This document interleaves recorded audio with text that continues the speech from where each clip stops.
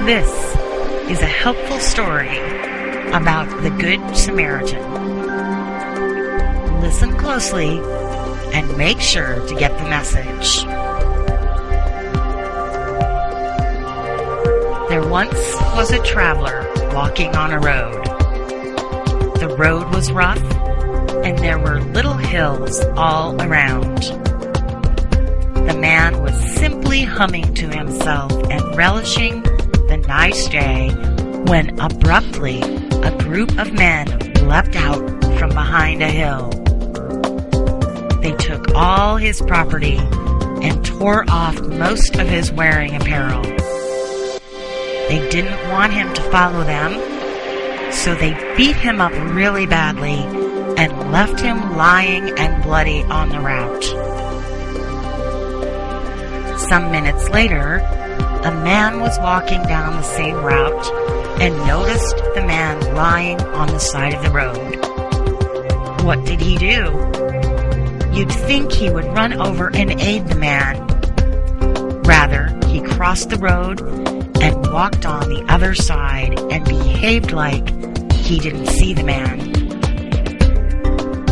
Approximately an hour later, a different man was walking down the route. He was a person that assisted priests with their work.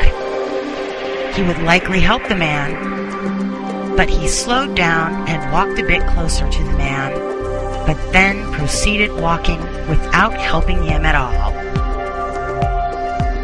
You may be thinking that perhaps the man lying by the side of the road appeared like he was resting or something.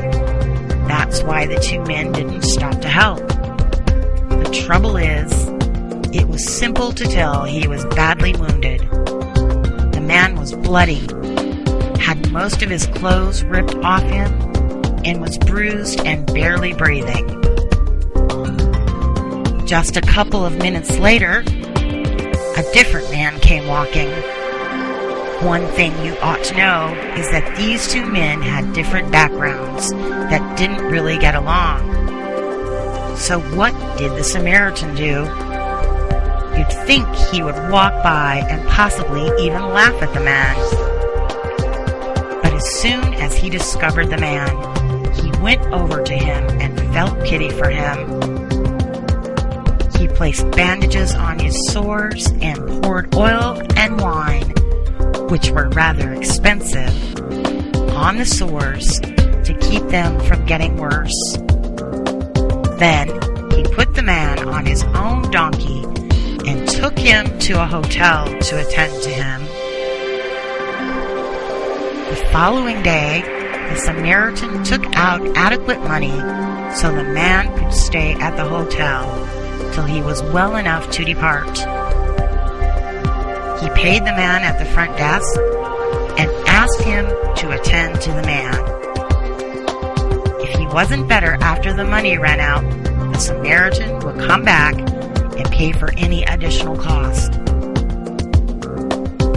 Which of the three men do you think was a neighbor to the man who was left crushed on the side of the road?